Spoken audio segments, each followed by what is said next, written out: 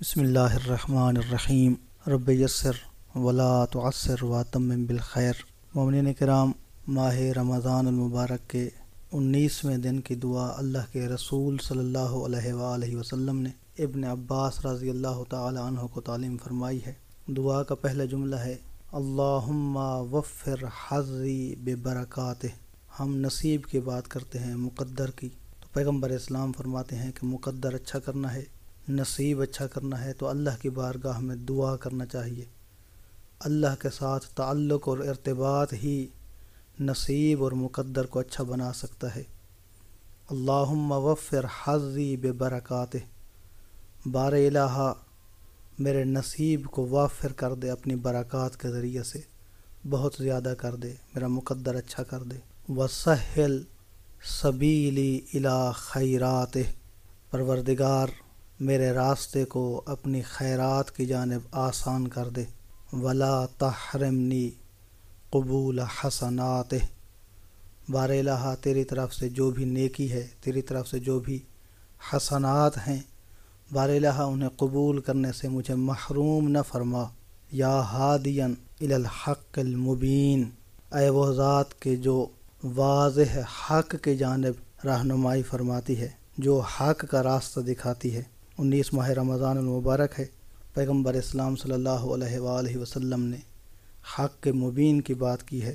اللہ کے رسول نے بارہا اپنے ماننے والوں کو، اپنے کلمہ گو کو بار بار یہ تعارف فرمایا ہے کہ حق اگر جاننا چاہتے ہو، الحق مع علی و علی مع الحق، اگر حق کی تلاش ہے تو یاد رکھو علی حق کے ساتھ ہے اور حق علی کے ساتھ ہے۔ فقط جہاں تک پیغمبر اسلام نہیں رکے ہیں، بلکہ فرماتے ہیں اللہم ادر الحق حیث ما دار علی، بار الہ حق ادھر ادھر جائے جہاں جہاں علی ہو، بار الہ حق کو ادھر لے جا جہاں پر علی ہو۔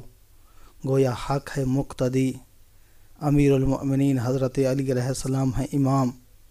اگر مولا کائنات بالفرض نماز پڑھاتے ہیں اور حق ہے مجسم شکل میں، تو حق کا سر علی علیہ السلام کے قدموں میں ہوگا۔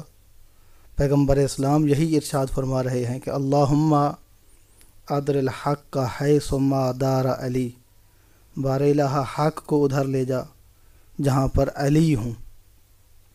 مولا کائنات حضرت علی علیہ السلام کو پیغمبر اسلام نے مجسم حق بیان فرمایا ہے، اور یہی وجہ ہے کہ مولا کائنات کے وہ مواصفات تھے، مولا کائنات کے وہ خصال تھے کہ جن خصال کی وجہ سے مولا کے محب، مولا کے سخت مخالفوں کے سامنے بھی مولا کائنات کے فضائل بیان کرنے سے، مناقب بیان کرنے سے نہیں ہچکچاتے تھے۔ مخالف دربار میں، مخالف ماحول میں بھی مولا کائنات کے فضائل بیان کیے جاتے، اور اس قدر بیان کیے جاتے کہ جتنا بھی بندہ مخالف ہوتا، جتنا بھی بندہ دشمن ہوتا، ایک مرتبہ اس کی آنکھوں سے مولا کائنات کا تذکرہ سن کے، مولا کائنات کی عبادت سن کے، مولا کائنات کا زہد و تقویٰ سن کر اس کی آنکھیں برس پڑتی تھیں۔ زرار بن زمرہ ذبابی مولا کائنات کا ہمسایہ بھی ہے، مولا کائنات کا محب بھی ہے، مولا کائنات کا چاہنے والا بھی ہے۔ شام کے دربار میں اس نے اس قدر مولا کائنات کے فضائل بیان کیے کہ مکمل ماحول پرنم ہو گیا، مکمل لوگ آبدیدہ ہو گئے، خود بھی گریہ کرنے لگا۔ اس میں سے چند ایک عبارتیں نہج البلاغہ کے اندر بھی موجود ہیں۔ جب پوچھا گیا کہ صف لی علین، پوچھا گیا کہ علی علیہ السلام کے متعلق کیا کہتے ہو، علی علیہ السلام کے بارے میں کچھ بیان کرو، تو زرار بن زمرہ ذبابی نے کچھ اس طرح سے بیان کیا۔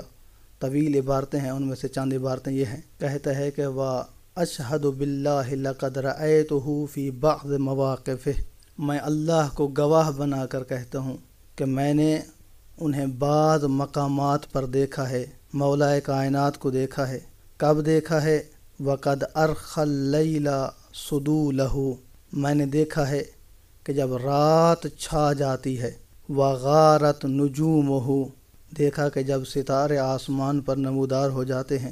وَهُوَ قَائِمٌ فِي مِحْرَابِهِ، مولا کائنات بستر پر نہیں ہیں، نیند میں نہیں ہیں، آرام میں نہیں ہیں، محراب مسجد میں کھڑے ہیں۔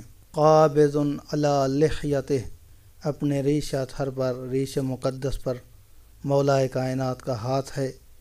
یتململ تململ السلیم، ایسے تڑپ رہے ہیں محراب مسجد میں جیسے کوئی سانپ کا ڈسا ہوا تڑپتا ہے۔